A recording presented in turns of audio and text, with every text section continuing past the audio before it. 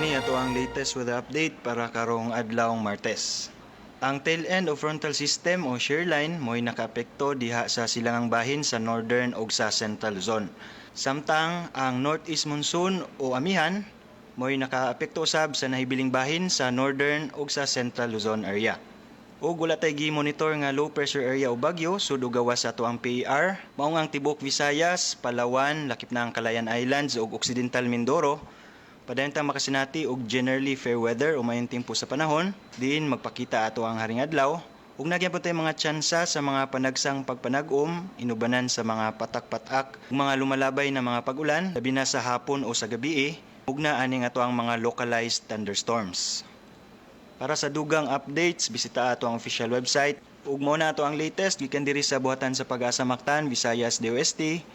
Kini si Joseph Merlas, maayong adlaw.